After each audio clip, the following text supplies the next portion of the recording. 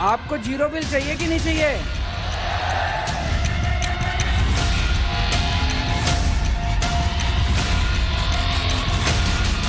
आजकल हमारे देश में मुफ्त की रेवड़ी बांटकर वोट बटोरने का कल्चर लाने की भरसक कोशिश हो रही है।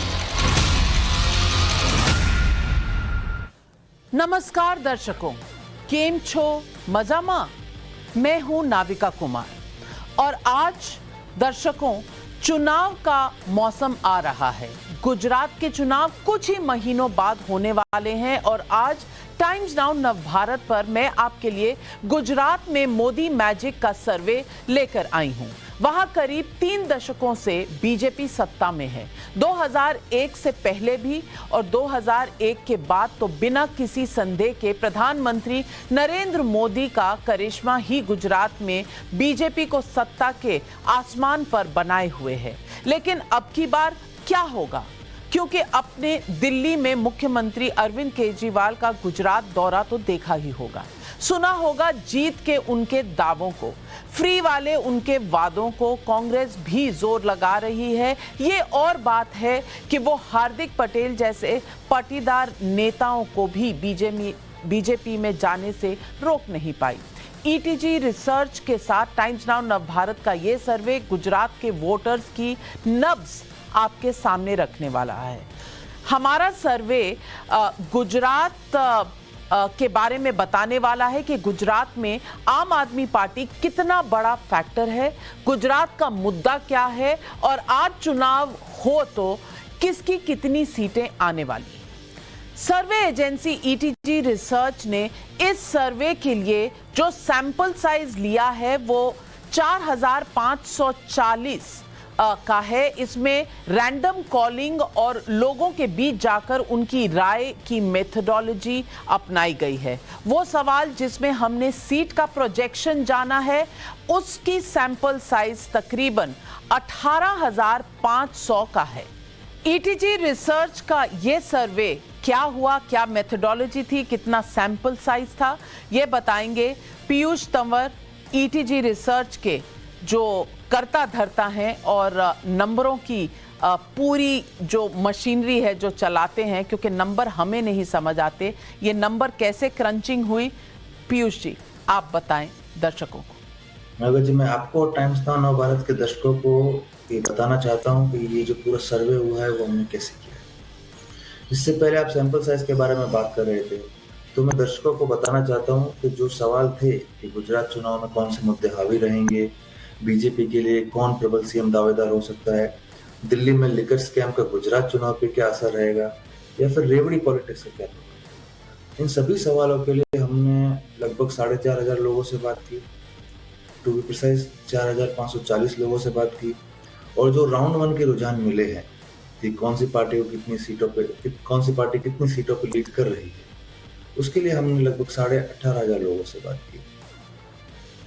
और ये जितने भी 4,500 हो या फिर 18,500 हो, इसमें हम मेक श्योर करते हैं कि महिला पुरुष का जो रिप्रेजेंटेशन है वो बराबर हो, उम्र के हिसाब से एज वाइज रिप्रेजेंटेशन बराबर हो, और सोशियो इकोनॉमिक जैसे उनका ऑक्यूपेशन क्या है, कि वो फार्मर है कि सरकारी नौकरी करते हैं, या फिर गृहिणी है या छात्र है या फिर व्यापारी है, वो रिप्रेजेंटेशन भी बराबर मेंटेन किया जाता है। अब बात करते हैं कि सैंपल कलेक्ट कैसे किए, तो हमने 2 तरीकों से ये सैंपल कलेक्ट किए। पहला, हमारी जो वेल ट्रेन्ड फील्ड टीम है उन्होंने डोर टू डोर सर्वे किया है, अलग अलग शहरों से, गांव से, तालुकों से, पूरे गुजरात से रिस्पॉन्स कलेक्ट किए गए, और कुछ सैंपल्स मोबाइल फोन के जरिए कॉलिंग करके उन लोगों से बात करके उनके रिस्पॉन्सेस लिए गए। हमारी पूरी कोशिश यही है कि सर्वे सटीक हो, एक्यूरेसी जो हो बहुत हाई हो। तो उसके लिए जो हमारी टीम है उसके 2 स्टेप्स होते हैं। एक कि हमारी जो टीम होती है वो जो सवाल पूछती है सामने वाले व्यक्ति से, उसको पहले बहुत अच्छे से समझाया जाता है और फिर ही उसका जवाब दिया जाता है, और उसके बाद रिस्पॉन्स का क्वालिटी चेक होता है जिसमें कि सैंपल्स की जेन्युइनिटी चेक होती है, और अगर कोई भी बायस्ड सैंपल होता है तो उसे एक्सेप्ट नहीं किया जाता है। तो ये पूरा प्रोसेस रहता है कि सैंपलिंग से लेके कलेक्शन तक और कलेक्शन से लेके विश्लेषण तक। अब आज आज के सर्वे के कुछ सवाल आपके सामने रखती हूं, 5 सवाल, और फिर हम अपने पैनलिस्ट से पूछेंगे कि वो इस पूरे गुजरात के चुनाव और माहौल के बारे में क्या कहते हैं। पहला सवाल, गुजरात चुनाव में सबसे बड़ा मुद्दा क्या होगा? महंगाई, ये 49% लोग, 49% लोग कह रहे हैं महंगाई सबसे बड़ा मुद्दा होगा। बेरोजगारी 26% लोग कह रहे हैं, विकास 14% लोग, और जाति धर्म 11% लोग। ये है आज के सर्वे का सबसे पहला सवाल, और आपने देखा महंगाई सबसे बड़ा मुद्दा है। सवाल नंबर 2, गुजरात चुनाव में आम आदमी पार्टी को कितना बड़ा फैक्टर मानते हैं? सबसे पहले किंग मेकर, 33% लोग मानते हैं कि शायद आम आदमी पार्टी किंग मेकर हो। कांग्रेस को चुनौती देगी, 16% लोग मानते हैं कि कांग्रेस को चुनौती देगी। वोट काटेगी, 11% लोग मानते हैं। कोई प्रभाव नहीं पड़ेगा, 40% लोग मानते हैं कि कोई प्रभाव नहीं पड़ेगा कांग्रेस पार्टी या आम आदमी पार्टी का इस चुनाव पर। सवाल नंबर 3, गुजरात चुनाव में रेवड़ी पॉलिटिक्स का क्या रोल होगा? आपको फायदा, 43% लोग कहते हैं जी इसमें आपको फायदा होगा। बीजेपी को फायदा, 12% लोग। कांग्रेस को फायदा, 23% लोग। कोई असर नहीं होगा, 22% लोग। लेकिन 43% लोग मानते हैं कि रेवड़ियों में आम आदमी पार्टी का पलड़ा भारी है। सवाल नंबर 4, क्या शराब घोटाले के आरोप का नुकसान आम आदमी पार्टी को होगा? पहला, बहुत ज्यादा नुकसान, 40% लोग समझते हैं कि नुकसान होगा आम आदमी पार्टी को। मामूली नुकसान, 11% लोग। कोई नुकसान नहीं, 28% लोग। कह नहीं सकते, 21% लोग। तो 51% लोग समझते हैं कि कम या ज्यादा पर नुकसान होगा। क्वेश्चन नंबर 5 जो हमने लोगों से पूछा, क्या हार्दिक पटेल के जाने से कांग्रेस को नुकसान होगा? बहुत ज्यादा नुकसान होगा, 25% लोग। औसत नुकसान होगा, 7% लोग। कम नुकसान होगा, 32% लोग। कह नहीं सकते, 36% लोग। तो ये है आज पहले के 4-5 बड़े सवाल, और आइए आज इन सवालों को इनके ऊपर सबके लेते हैं विचार क्या है। हमारे साथ जुड़ रहे हैं गौरव भाटिया, बीजेपी के स्पोक्सपर्सन है, तहसीन पूनावाला पॉलिटिकल एनालिस्ट हैं, आशुतोष सीनियर जर्नलिस्ट हैं, डॉक्टर अमित नायक प्रवक्ता है गुजरात कांग्रेस के, विक्रम वकील सीनियर जर्नलिस्ट हैं, हार्दिक पटेल बीजेपी के लीडर हैं, कुछ ही समय में हमारे साथ जुड़ेंगे। लेकिन गोपाल इतालिया जी आम आदमी पार्टी गुजरात के अध्यक्ष हैं, वो भी हमारे साथ जुड़ेंगे। गौरव भाटिया, मैं सबसे पहले पूछना चाहती हूं, क्या महंगाई पर बड़ा मुद्दा बनने से बीजेपी को कुछ नुकसान हो सकता है? क्योंकि महंगाई चरम सीमा पे है और बेरोजगारी अगर इसके साथ जोड़ दी जाए तो कहीं ना कहीं ये मुद्दे आम आदमी के मुद्दे हैं। इस पर बीजेपी का क्या कहना है कि ये चुनाव पर कितना प्रभाव डालेगी?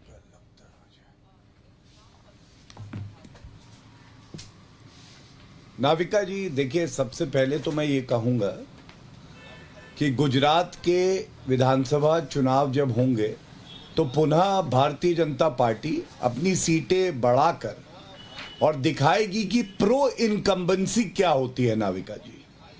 और हमने देखा है किस तरह से कीर्तिमान पे कीर्तिमान भारतीय जनता पार्टी ने गुजरात में स्थापित किया है। और ये क्यों संभव है, ये कभी नहीं भूलना चाहिए कि अगर आज पूरे विश्व में सबसे बड़े नेता श्री नरेंद्र मोदी जी हैं और भारत में जिस तरह से जनता उन्हें आशीर्वाद देती है, उसके बीज जो डले थे वो गुजरात में ही डले थे। गुजरात मॉडल की बात होने लगी थी, और इसीलिए अब हमें यकीन है कि पुनः जो अच्छे कार्य जनता के लिए हो रहे हैं उसमें भारतीय जनता पार्टी भूपेंद्र पटेल जी के नेतृत्व में ये चुनाव जीतेगी। मैं एक बात और कहूंगा, इससे पहले भी नाविका जी आप याद करिए 2017 के चुनाव में उस वक्त एक तिकड़ी मानी जाती थी जिसमें हार्दिक पटेल भी थे। हार्दिक पटेल आज भारतीय जनता पार्टी में है, और हार्दिक पटेल की एक बड़ी भूमिका उस वक्त कही जा रही थी कि कांग्रेस को मजबूत करने में रहेगी।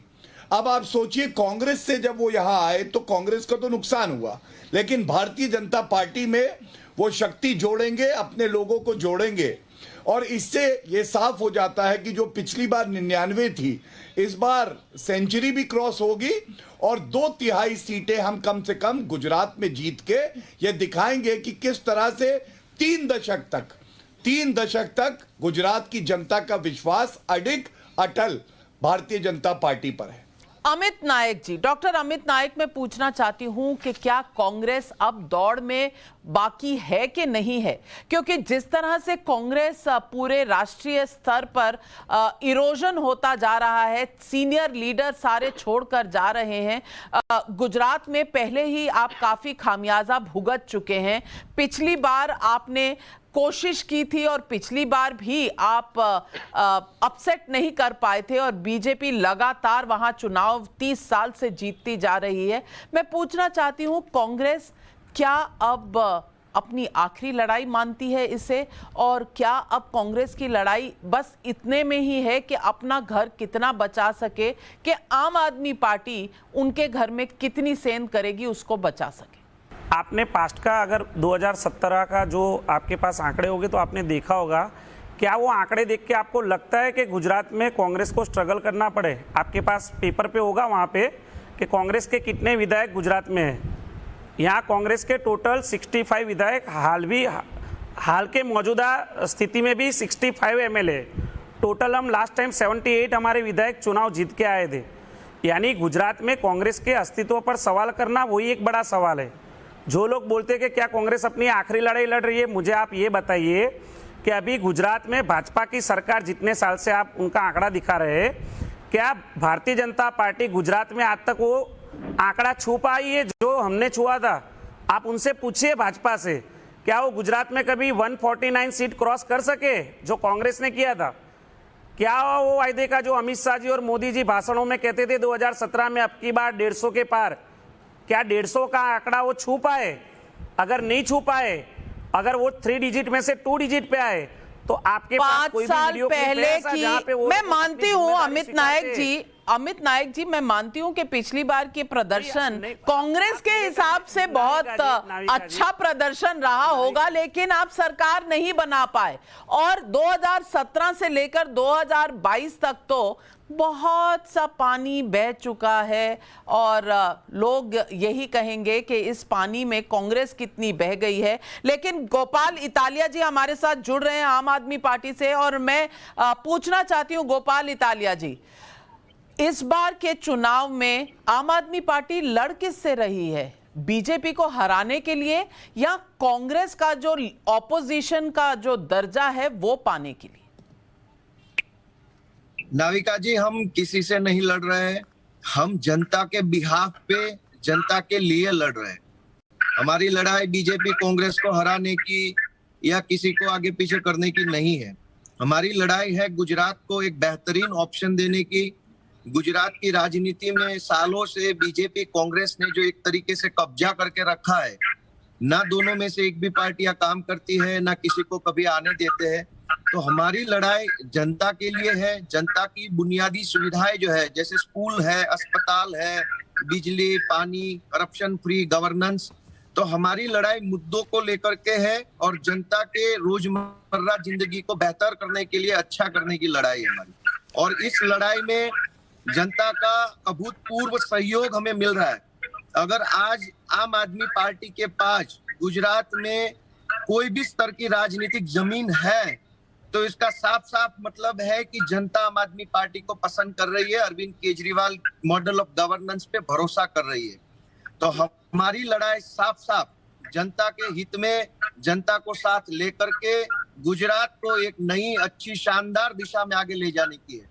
अगर कोई आदमी को इलाज की सख्त जरूरत है, उसके जेब में पैसा नहीं है और सरकार की ओर से फ्री में अगर उसको अच्छा इलाज मिल जाए, तो इसमें क्या फ्री की रेवड़ी हो गई? अगर किसी को बिना घूस दे करके अपना काम करवाने की सुविधा मिलती है, वो बिना धक्के खाए, बिना पैसे देके अपना काम सरकारी दफ्तर से करवा सकता है, तो इसमें क्या फ्री की रेवड़ी हो गई? देश को अच्छा आगे दिशा में ले जाने के लिए, नंबर 1 बनाने के लिए ये सब हमें करना ही चाहिए। ये बड़े दुर्भाग्य की बात है नाविका जी कि देश के 75 साल इन पार्टियों ने खराब कर दिए। ये बहुत पहले से हो जाना चाहिए था। जो भारत के बाद आजाद हुए उस देश में आज अच्छी शिक्षा मिल रही है। आज भारत के बच्चे यूक्रेन पढ़ने जा रहे हैं। जो यूक्रेन 25 साल से आजाद हुआ है, हमारे आजाद हुए 75 साल हो गए। हम ऐसी शिक्षा व्यवस्था क्यों नहीं खड़ी? गौरव भाटिया जी, आप जवाब देना चाहेंगे?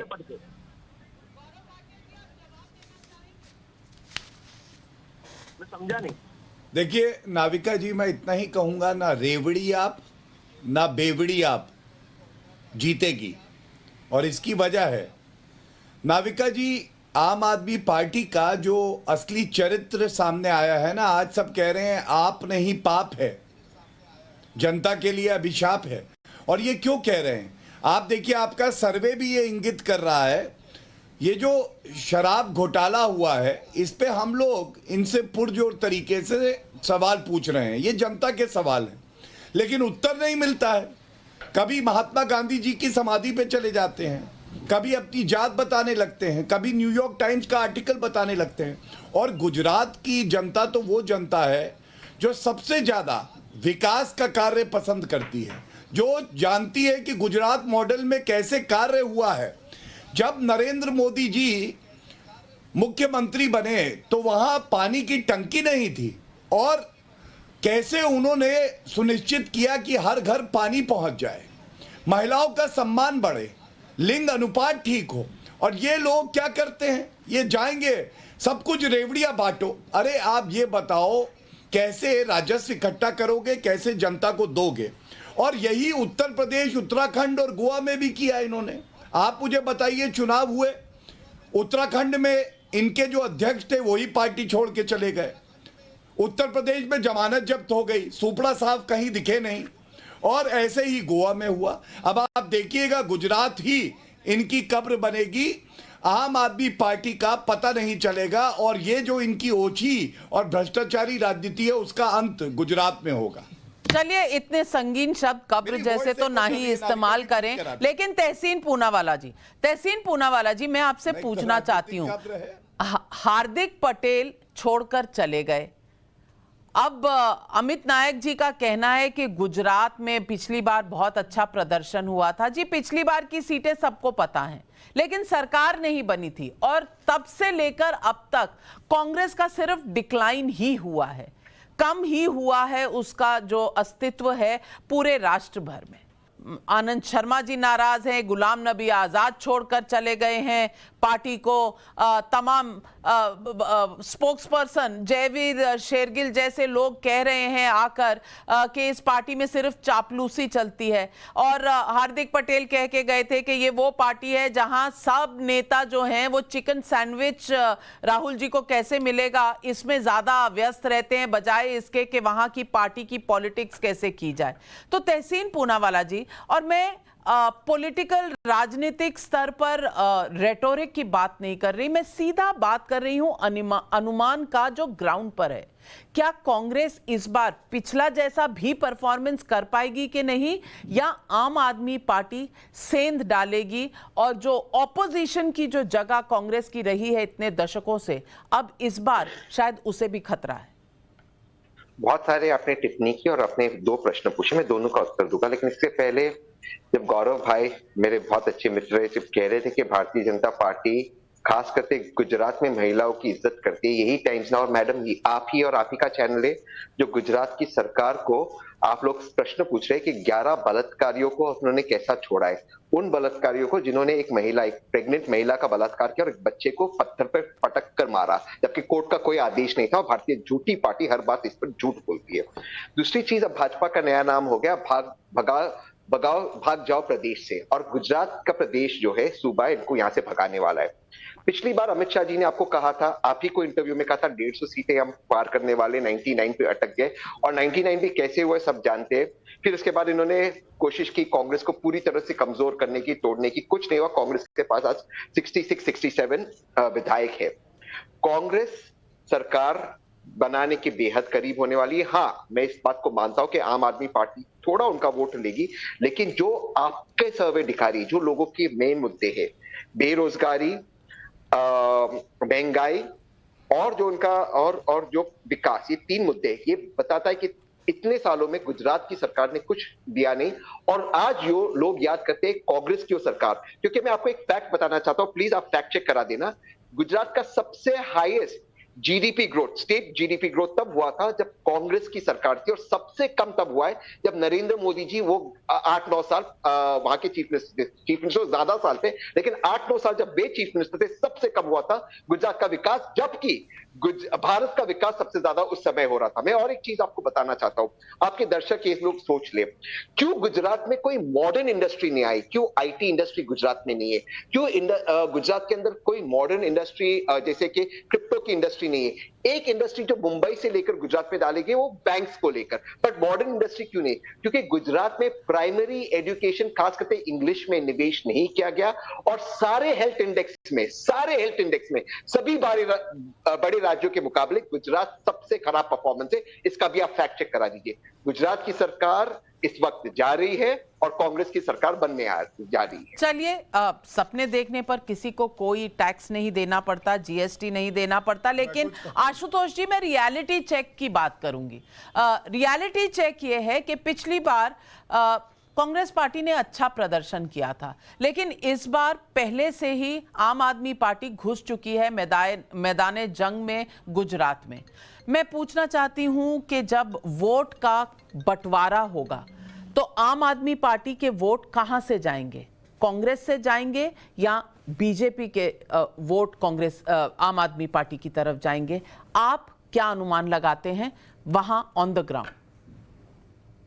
देखिए, 2-3 चीजें। पहली बात तो यह है कि गुजरात के अंदर भारतीय जनता पार्टी ताकतवर है।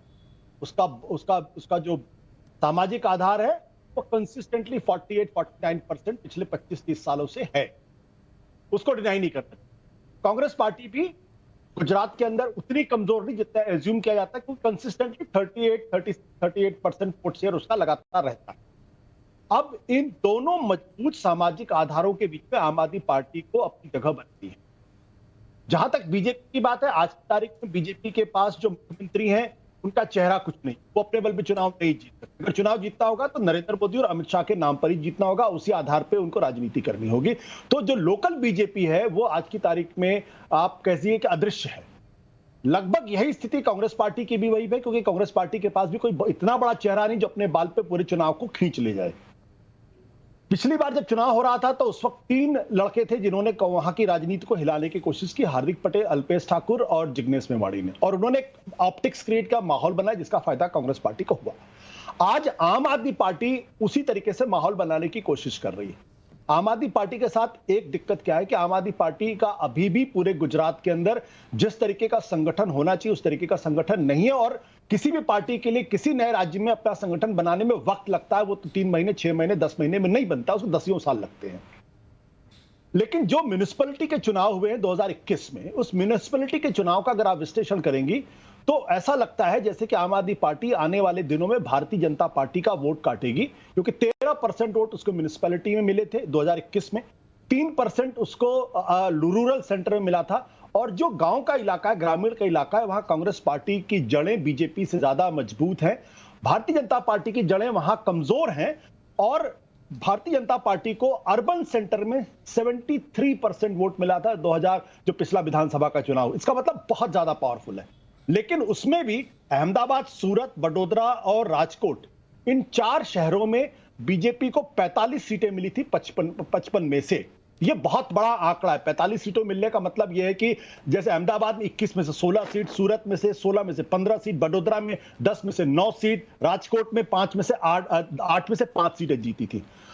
इन इलाकों में अगर आम आदमी पार्टी बेहतर करेगी तो जाहिर सी बात है बीजेपी का ही वोट शेयर वो लेगी, और कांग्रेस तो आपने कहा अर्बन रूरल डिवाइड है, यानी कि शहरी इलाके और ग्रामीण इलाकों में फर्क होगा, और बीजेपी ग्रामीण इलाकों में इतनी ज्यादा सशक्त नहीं है जितनी कांग्रेस है। उनका बेस जो है वो अर्बन सेंटर यानी कि शहरी इलाकों में है। विक्रम वकील जी, वरिष्ठ पत्रकार हैं। विक्रम वकील जी, मैं आपसे पूछना चाहती हूं, क्या आप सहमत हैं आशुतोष जी के विश्लेषण से कि बीजेपी जो अर्बन सेंटर्स हैं, और आम आदमी पार्टी भी अर्बन सेंटर्स की पार्टी है, और शुरू में अगर कोई पार्टी जाती है तो अर्बन सेंटर यानी शहरी इलाकों में उनका प्रचार ज्यादा बेहतर होता है ग्रामीण इलाकों से पहले, तो इसलिए शायद बीजेपी को खामियाजा भुगतना पड़ेगा। क्या इस विश्लेषण से आप सहमत हैं? रजनीकांत जी, मैं ये पूरी तरह सहमत नहीं हूँ। पहली बात तो ये है कि आम आदमी पार्टी गुजरात में पहली बार इलेक्शन नहीं लड़ रही है। 10 साल से आम आदमी पार्टी इलेक्शन लड़ रही है। पार्लियामेंट का इलेक्शन भी लड़ा था, असेंबली का भी लड़ा था, लास्ट कॉर्पोरेशन का भी लड़ा था, और नगर पालिका ग्राम पंचायत का भी लड़ा था गांव में। तो ये सबका मिला के आप रिजल्ट देखे तो लास्ट कॉर्पोरेशन इलेक्शन में सूरत के अलावा, सूरत में खाली 20 जैसी उसकी बैठक मिली, अच्छी तरह कांग्रेस से काफी अच्छा परफॉर्मेंस किया था। लेकिन कंपेयर टू बीजेपी आप देखेंगे पूरा गुजरात में तो सब जगह उनकी डिपॉजिट डूल हुई थी। और ये मीट है कि भाई गुजरात के लोग ये रेवड़ी कल्चर से वो इमोशनल अरे होके उनको मत देंगे कि बीजेपी हिंदू वोट बैंक, जो strong Hindu vote bank BJP को सपोर्ट करती है, उसको जब तक आम आदमी पार्टी या भाजपा तोड़ के अपनी तरफ खींच न ले तब तक कोई भी पार्टी, किसी भी पार्टी को गुजरात में बीजेपी को हराना मुश्किल है। हाँ, जैसे लास्ट इलेक्शन हुआ था 60-65 बैठकें मिली थी, वो भी ये जो 3 यंगस्टर से आए थे उसके, और उसमें तो हार्दिक पटेल ने जो पाटीदार आंदोलन का लीडरशिप लिया था उसकी इफेक्ट हुई थी।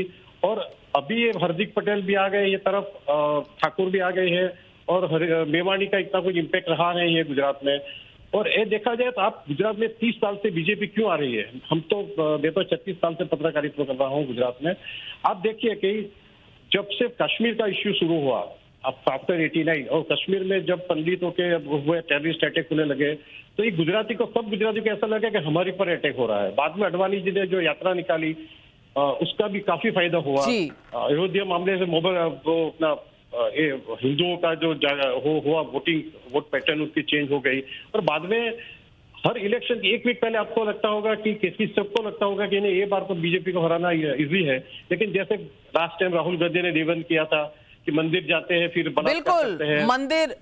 मंदिर घूमे थे, मेरे ख्याल से करीब 90 मंदिर गए थे राहुल गांधी गुजरात चुनाव से पहले, क्योंकि हिंदू कार्ड बहुत इंपॉर्टेंट होता है और उस पर बीजेपी को कोई अब तक हिला नहीं पाया है। और कांग्रेस ने खामियाजा देखा है या देखेगी, क्योंकि जो 3 यंगस्टर्स एक नई किरण बन के आई थी, उम्मीद की, हार्दिक पटेल, अल्पेश ठाकुर और जिग्नेश मेवानी, अब वो बिखर कर रह गए हैं। उनमें से हार्दिक पटेल हमारे साथ जुड़ेंगे थोड़ी देर में, लेकिन देखते हैं अब सर्वे के अगले सवाल।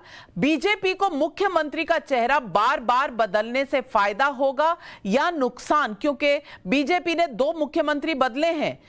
फायदा होगा 33%, नुकसान होगा 29%, ना फायदा ना नुकसान 38%। तो यानी बीजेपी में कौन सीएम है मोदी के बाद इससे फर्क नहीं पड़ता, पर ये मोदी और अमित शाह की पार्टी है, ये जरूरी है गुजरात में। कम से कम लोगों के सर्वे से, लोगों के रिस्पॉन्सेस से यही लगता है। इसके अलावा क्या चुनाव में ध्रुवीकरण का मुद्दा हावी होगा? हाँ कहते हैं 42% लोग, नहीं कहते हैं 29% लोग, हो सकता है 10% लोग, और कह नहीं सकते 19% लोग। तो मुद्दा ध्रुवीकरण का हावी होगा। 40% लोग तो ये मानते हैं कि ये हिंदू वाला मुद्दा जो है महत्वपूर्ण मुद्दा है। 8वें सवाल पर चलते हैं। गुजरात चुनाव में विकास का मुद्दा प्रासंगिक है? हाँ, प्रासंगिक है। 61% लोग कहते हैं कि विकास प्रासंगिक है, नहीं 15%, बस चर्चा होगी 12%, कह नहीं सकते 12%। लेकिन 61% लोग कहते हैं कि विकास का मुद्दा जरूरी है, और विकास और हिंदू का प्लेटफॉर्म आप दोनों मिला दें अगर बीजेपी का, तो शायद बीजेपी का ये अनबीटेबल रिकॉर्ड जो है शायद ये उनके काम में आता है, अब तक आया है। गुजरात में 3 दशकों से और उससे ज्यादा उनकी सरकार रही है। क्वेश्चन नंबर 9, क्या बीजेपी ने गुजरात में जो वादा किया उसे पूरा किया?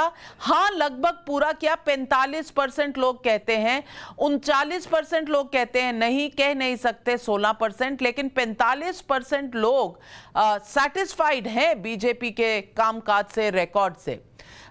10वां सवाल, विपक्ष का यह आरोप कितना सही है कि बीजेपी एजेंसियों का दुरुपयोग कर रही है? 40% लोग समझते हैं हां, 36% समझते हैं ना, और 24% कहते हैं कह नहीं सकते। तो ये है 5 और सवाल जो गुजरात के लोगों ने जिसका जवाब दिया है। तो मैं सबसे पहले डॉक्टर अमित नायक जी आपसे पूछना चाहती हूं, आपको खामियाजा तो होगा, अल्पेश ठाकुर, जिग्नेश मेवानी, हार्दिक पटेल तो है नहीं, और इसके बाद बीजेपी का जो हिंदुत्व का प्लैंक है और जो डेवलपमेंट, विकास का एजेंडा है, इस पर कांग्रेस कभी चैलेंज नहीं कर पाई। राहुल गांधी बहुत सारे मंदिरों में गए थे पिछली बार, पर हुआ कुछ नहीं चुनाव में। नाविका जी, मुझे आप ये बात बताइए, क्या 2017 में कांग्रेस ने उसके एजेंडा में या सीएम के चेहरे में क्या हार्दिक पटेल और अल्पेश ठाकुर को लॉन्च किया था?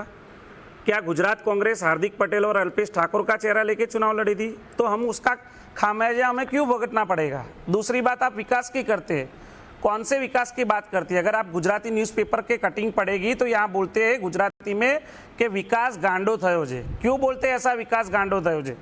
जो डबल इंजन सरकार के स्लोगन आते हैं, जो भाजपा सरकार ऐड अभी दे रही है गुजरात के चुनाव के लिए, डबल इंजन वाली सरकार, यानी चलिए मान लीजिए एक इंजन मोदी जी है तो दूसरा इंजन उनमें बार बार क्यों बदलना पड़ता है? गुजरात का सीएम का चेहरा बार बार क्यों बदलना पड़ता है? वो करप्शन मॉडल है, वो गुजरात का भ्रष्ट मॉडल है। अभी 5 दिन पहले गुजरात के 2 मंत्रियों का रिजाइन लेना पड़ा भ्रष्टाचार की वजह से, ट्रांसपोर्ट मिनिस्टर और रेवेन्यू मिनिस्टर का। कौन से मिनिस्टर ये जिनको अभी 8 से 10 पहले महीने ही, 8 या 10 महीने पहले ही जिनको मिनिस्टर बनाया गया था, और 1 साल पहले तो गुजरात का पूरा मॉडल चेंज करना पड़ा था, मिनिस्टरों का, सीएम का चेहरा बदलना पड़ा था। अगर गुजरात का विकास मॉडल है, गुजरात बिना भ्रष्टाचार की भारतीय जनता पार्टी है, तो उन्हें बार बार चेहरा क्यों बदलना पड़ता है? 3 सीएम के चेहरे बदल गए। दूसरी बात करता हूं कि सेंट्रल मिनिस्ट्री और जो आप मोदी साहब की सरकार है, उनका एक रिपोर्ट था, नेशनल रिपोर्ट था, सिक्योरिटी रिपोर्ट, कि जहां जहां पे बॉर्डर एरिया है, भारत देश में जहां जहां पे बॉर्डर एरिया है, वहां MiG-21 और सुखोई विमान हम लैंड कर सके ऐसे रास्ते बनाने, उसमें गुजरात भी आता है। आप न्यूज़पेपर के कटिंग देख लीजिए गुजरात के मुख्य समाचार पत्रों का, यहाँ मात्र 2 इंच बारिश में यहाँ के रास्ते में इतने गड्ढे पड़ते हैं कि आप बैलगाड़ी नहीं निकाल सकते। 4 व्हीलर और 2 व्हीलर की बात तो अलग है। ये गुजरात का ये मॉडल है जहां अभी न्यूज़पेपर हेडलाइन में लिखते हैं कि गुजरात बना सिल्क रूट, ड्रग्स के लिए गुजरात बना सिल्क रूट।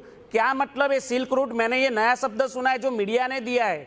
उसका साफ साफ मतलब ये होता है नाविका जी कि गुजरात अब ड्रग्स का मार्केट बन गया है इंटरनेशनल लेवल पे। ये गुजरात मॉडल था हमारा क्या कांग्रेस के शासन में हमने ये ध्यान नहीं रखा कि गुजरात में कोई ऐसे भ्रष्टाचारी लोग ना है, कोई ऐसे ड्रगिस्ट लोग ना है? गुजरात की हमारी बहन दिकरा रात को 1-1, 2-2 बजे मार्केट में निकलती थी, रास्तों पे बेखौफ होके निकलती थी। आज गुजरात मॉडल क्या है? ग्रीष्मा जैसी बच्ची का सूरत जैसे शहर में दिन दहाड़े उसका कत्ल किया जाता है, वो भी चाकू मार के, गला काट के। उसके लिए मोमबत्ती लेके आते हैं, और बिल्किस बानो जैसे केस में 11 अपराधी छूटते हैं तो उसकी आरती उतारी जाती है। ये क्या गुजरात मॉडल है? गौरव भाटिया जी, तमाम मुद्दों पर अमित नायक जी ने फेरिस लिस्ट फेलियर्स ऑफ बीजेपी गिना दी हैं। आप जवाब दीजिए, क्योंकि ये तो बात सही है कि अगर इतना अच्छा गुजरात मॉडल है तो इतने मुख्यमंत्री बदले क्यों गए, और क्या बदलने का कारण ये है कि बस गुजरात में कौन है इससे फर्क नहीं पड़ता, क्योंकि मोदी जी बस वही एक इंजन है जो गुजरात को चाहिए और वही चला रहे हैं। देखिए, जो अभी तक चर्चा हुई उसमें आपने एक बेरोजगारी का मुद्दा कहा था। मैं आंकड़ों के साथ बात करना पसंद करता हूं। आंकड़े CMI का डेटा है मेरे हाथ में नाविका जी। आपको मालूम है औसतन जो है, जैसे राजस्थान है 19% बेरोजगारी है वहां पे, गुजरात में 2.2, और आप पिछले 4 साल के सारे आंकड़े निकाल लीजिएगा, मैं अध्ययन करता रहता हूं। सबसे कम बेरोजगारी दर देश के औसत से भी कम गुजरात में है, और उसकी एक वजह है। वजह यह है कि युवाओं को मौका देना, वहां पे सुशासन होना, और विकास की बात जब हम कर रहे थे, विकास हमारी पहचान है, हमें उस पर गर्व है। 3000 करोड़ की परियोजनाओं का उद्घाटन नरेंद्र मोदी जी ने जून 2022 में किया है। अब दूसरी बात, तहसीन मेरे साथी हैं, दोस्त हैं, उन्होंने अभी एक कुछ नाम दिया मेरी पार्टी को, एक बेटा एक माई, एक बेटी एक जमाई। अरे ये क्या, इतने में पूरी कांग्रेस समाई? मतलब इनका हाल ये है, 4 बज गए लेकिन पार्टी अभी बाकी है।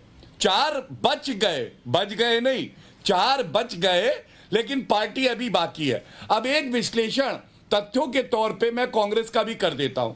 मैंने बताया हार्दिक पटेल जो एक बड़ी ताकत बन के उभरे थे कांग्रेस में, वो आज भाजपा के साथ है। उनका सदुपयोग होगा, हमें ताकत देंगे। दूसरी बात मत भूलिए, अहमद पटेल साहब का जो कद है, जो उनकी भूमिका रहती थी गुजरात में, हम सब जानते हैं। अहमद पटेल जी के जाने के बाद ये पहला चुनाव होगा जो कांग्रेस लड़ेगी। और मैं 2 बड़ी बातें कह के अंत करूंगा। 2017 के चुनाव के बाद 2019 का लोकसभा का चुनाव आया और 26 की 26 सीटें हमने जीती। अगर मोदी जी का, अमित शाह जी का जादू चलता है तो ये हमारे लिए गर्व की बात है। इससे कोई हम पीछे नहीं हटेंगे। इनके पास कौन सा जादू है? कोई नहीं। दूसरी बात, म्युनिसिपल इलेक्शन हुए थे, हाँ थोड़ी बहुत सफलता मिली थी कुछ पार्टियों को, कांग्रेस और आपको, लेकिन जिस तरह का आंकड़ा भाजपा को मिला था, 2021 की बात है, ये दिखाता है कि जो जादू है, जो वर्चस्व है, जो हमारी विश्वसनीयता है, वो जनता में बरकरार है। और इसीलिए डंके की चोट पे हम कहते हैं कि गुजरात की जनता पुनः हमें आशीर्वाद देगी।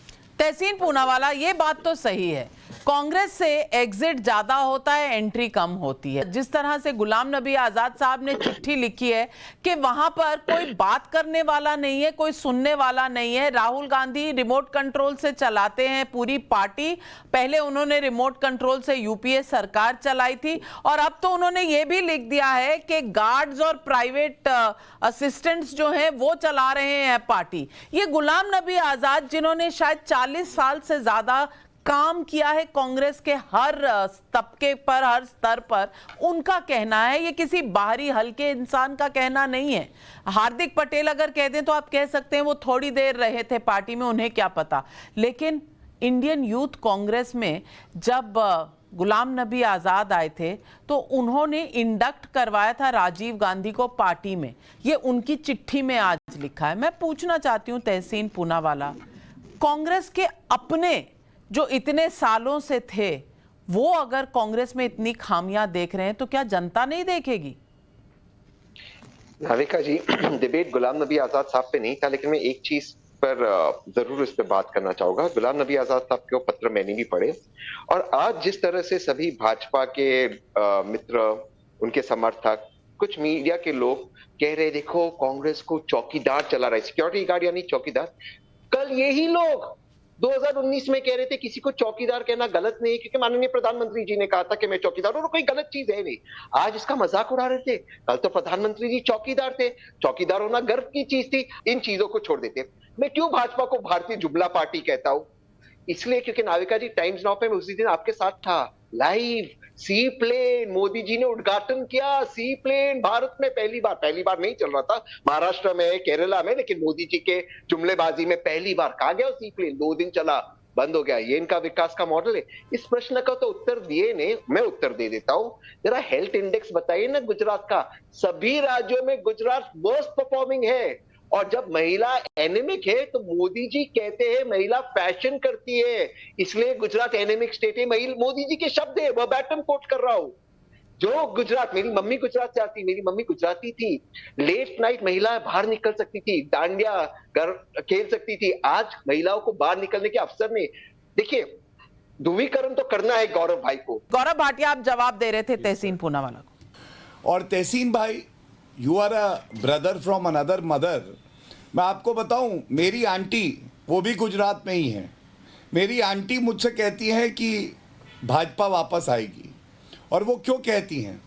क्योंकि वो जानती हैं कि कांग्रेस पार्टी में आज ना कोई नेता है, ना उनकी कोई नीति है और ना कोई विचारधारा बची हुई है। हार्दिक पटेल जी जुड़ चुके हैं हमारे साथ, बीजेपी के लीडर जिन्होंने कांग्रेस छोड़कर बीजेपी में प्रवेश किया। हार्दिक पटेल जी नमस्कार। टाइम्स नाउ नवभारत के सर्वे पर आपका स्वागत है। लोग कह रहे हैं और सर्वे भी कह रहा है कि गुजरात में महंगाई और बेरोजगारी के मुद्दे जरूर होंगे, लेकिन आम आदमी पार्टी का कोई बहुत ज्यादा असर या स्वागत ये लोग नहीं कह रहे। आप क्या देखते हैं गुजरात की जमीन पर? नाविका जी धन्यवाद कि गुजरात का मूड आपने कुछ महीने पहले देश की जनता और खासकर गुजरात के लोगों के बीच रखा है, और इसी मूड को देखते हुए और गुजरात की जनता का प्यार भारतीय जनता पार्टी की ओर जिस तरह से बढ़ रहा है, ये साबित आपका सर्वे भी कर रहा है। आपने महंगाई और बेरोजगारी की जो बात कही, अभी जो डिबेट चल रही थी उसको भी मैंने देखा, अपने अपने पार्टी के लोग अपने अपनी बातें रखते थे, लेकिन एक दो हकीकत ये जरूर है कि गुजरात में भारतीय जनता पार्टी की सरकार ने और नरेंद्र भाई मोदी जी के नेतृत्व में एक प्रयास जरूर ये रहा है कि गुजरात के लोगों को किसी भी प्रकार की तकलीफ का सामना न करना पड़े, और जहां तक हो सके, चाहे महंगाई का इश्यू हो, चाहे बेरोजगारी का इश्यू हो, उसमें लोगों को कहीं ना कहीं मदद करने का, लोगों को सहयोग करने का प्रयास गुजरात की सरकार की ओर से लगातार हो रहा है। साथ ही साथ आपने यहाँ आम आदमी पार्टी की बात कही। देखिए, गुजरात का इतिहास पिछले 20 सालों का अगर आप देखें तो तीसरी पार्टी आती है, अपने बातें यहाँ रखती है, फ्री में रेवड़ी बेचने की बात भी होती है, लेकिन जब रिजल्ट आता है तो स्वाभाविक रूप से वो रिजल्ट भारतीय जनता पार्टी की सरकार बनाने के हितों में होता है, और कहीं ना कहीं गुजरात की जनता भारतीय जनता पार्टी को पसंद करती है। एक आजाद, कहीं ना कहीं कांग्रेस से आजाद भी हुए हैं। मैं ये इसलिए बोल रहा हूं, जब उनकी चिट्ठी देखी गई तो उन्होंने एक बात बहुत ही स्पष्ट रूप से कहा कि एक सिक्योरिटी गार्ड जैसे कोई पार्टी चला रहा, उस हिसाब से वहां काम चल रहा है। जब गुजरात की जनता के बीच में दो पार्टी होगी कि भारतीय जनता पार्टी और कांग्रेस पार्टी, तो गुजरात के लोग ये जरूर तय करते हैं, गुजरात के लोग ये दिल से मानते भी है कि अगर गुजरात की अस्मिता और गौरव की बात अगर कहीं होती है तो भारतीय जनता पार्टी के साथ होती है, और भारत देश के यशस्वी प्रधानमंत्री श्री नरेंद्र भाई मोदी के साथ जुड़ती है। और आने वाले दिनों में, ये तो अभी जल्द मैं कहूंगा, लेकिन जब चुनाव होगा, जब चुनाव का परिणाम आएगा, तो बहुत ही अच्छा रिजल्ट और एक बार फिर गुजरात की जनता का प्यार भारतीय जनता पार्टी के साथ मिलेगा। 2017 में पटेलों का मुद्दा हो या ओबीसी समाज का मुद्दा हो, कहीं ना कहीं ध्रुवीकरण जरूर हुआ था, लेकिन इस बार सब लोग भारतीय जनता पार्टी के साथ, एक विश्वास के साथ, नरेंद्र भाई जी के नेतृत्व में एक विश्वास के साथ एक बार फिर आगे बढ़ना चाहते हैं। और हम नहीं चाहते ऐसी सरकारें, हम नहीं चाहते ऐसी पार्टी जो गुजरात की अस्मिता के साथ खेले। नाविका जी, मुझे बताते हुए बड़ा दुख लगता है कि जब मैंने अपना लेटर लिखा था तब कुछ लोग कहते थे कि ये भारतीय जनता पार्टी ने लेटर लिखा है, जब उसमें मैंने राम मंदिर का जिक्र किया था। लेकिन मेरे लेटर के ठीक एक महीने के बाद जब गुजरात के पूर्व चीफ ये कहते कांग्रेस पार्टी के कि राम मंदिर के लिए जो इकट्ठी गई शिलाओं पे कुत्ते पेशाब करते थे, तो गुजरात की जनता, जहां भगवान राम का अपमान होगा, ऐसी पार्टी के साथ हर चीज खड़ा नहीं हो सकता। हमने गलती की, 1 साल 2 साल तक वहां रहे, हमने अपनी गलती सुधारी और सही जगह आप पर आकर प्रदेश के लिए, समाज के लिए और देश के लिए अच्छा काम करने का प्रयास करने के लिए आगे बढ़ रहे हैं। बिल्कुल हार्दिक पटेल जी, आप मेरे साथ बस 2 मिनट के लिए रुकिएगा, क्योंकि सीटों का प्रोजेक्शन आ रहा है और सीटों का प्रोजेक्शन मैं आपको दिखाना चाहती हूं। गुजरात में कौन सी पार्टी बीजेपी को सीधी टक्कर देगी? कांग्रेस 30% लोग कहते हैं, आम आदमी पार्टी 51% लोग कहते हैं, AIMIM 8% लोग, मुकाबला त्रिकोणीय होगा 11% लोग। कांग्रेस के बनाम आम आदमी पार्टी जो है परसेप्शन में आगे है 51% लोग। और अगर मैं आज गुजरात में चुनाव हो तो किसको कितनी सीटें मिलेंगी, इस पर जो सवाल पूछा गया लोगों से, और ये सैंपल साइज है 18,500 का, इसमें पूछा गया तो लोगों ने जवाब दिया है 115 से 125 सीट के बीच में आएगी बीजेपी की, कांग्रेस की 39 से 44, आम आदमी पार्टी की 13 से 18, अन्य 2 से 4, यानी बीजेपी का पूरा बहुमत होगा इसमें 115 से 125 तक, और आम आदमी पार्टी 13 से 18, कांग्रेस 39 से 44, और लास्ट सवाल जो हमने लोगों से पूछा, गुजरात चुनाव का कितना इंपैक्ट 2024 पर पड़ेगा? बहुत ज्यादा 50%, कोई खास नहीं, 27% कह नहीं सकते, 23%, लेकिन 50% लोग समझते हैं कि जो हुआ 2022 गुजरात में वही होगा 2024 में, बड़ा इंपैक्ट। हार्दिक पटेल जी, ये जो प्रोजेक्शन है सीट्स की, इसे आप कैसे देखती हैं और 2024 पर इसका क्या इंपैक्ट होगा? देखिए 2012 में जब गुजरात के पूर्व मुख्यमंत्री हुआ करते थे केशुभाई पटेल, उन्होंने एक पार्टी बनाई थी, तब भी ऐसे ही आंकड़े दिखाए जाते थे कि तीसरी पार्टी इतने वोट ले जाएगी, तीसरी पार्टी इतनी सीट ले जाएगी।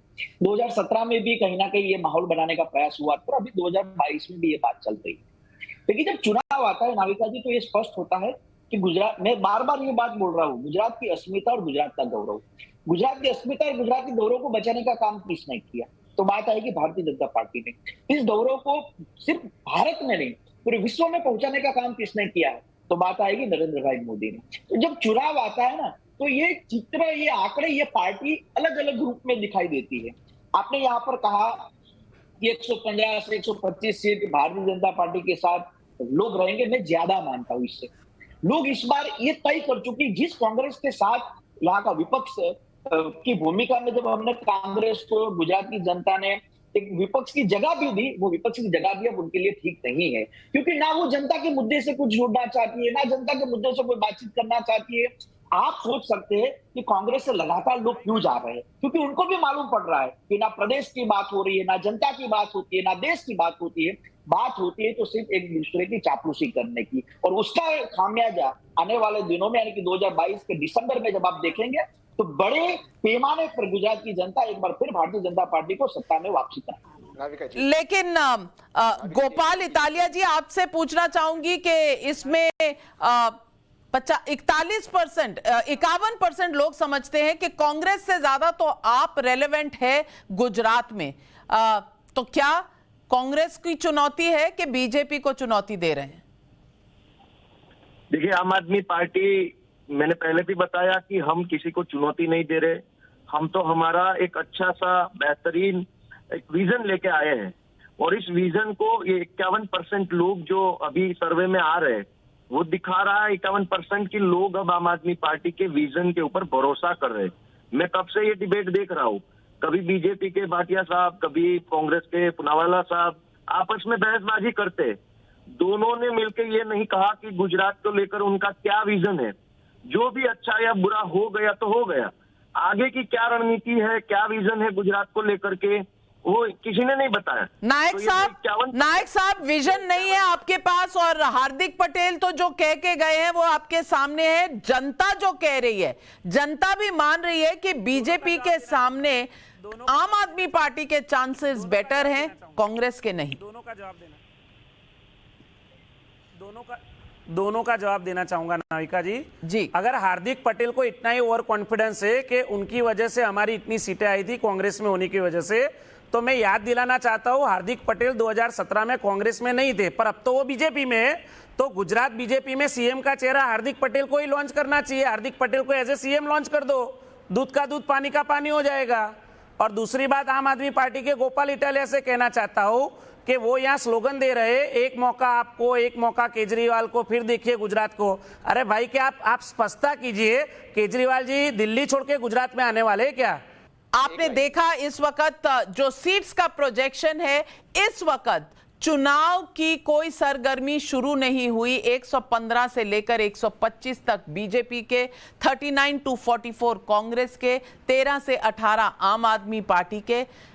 कहा जाता है कि चुनाव की प्रक्रिया शुरू होने के बाद गर्मी बढ़ती है, चाहे दिसंबर हो। कितनी गर्मी होगी गुजरात में, और इस गुजरात की गर्मी का कितना असर होगा 2024 में, क्योंकि लोगों का कहना है कि शायद मूड फॉर 2024 इस साल गुजरात चुनाव के साथ शुरू हो जाएगा। तो ये था आज का मोदी मैजिक का सर्वे। हमारे साथ जुड़ने के लिए आपका, दर्शकों और आप सभी पैनलिस्ट का बहुत बहुत धन्यवाद। देखते रहिएगा, हम तमाम सर्वे आपके लिए लेकर आते रहेंगे। नमस्कार।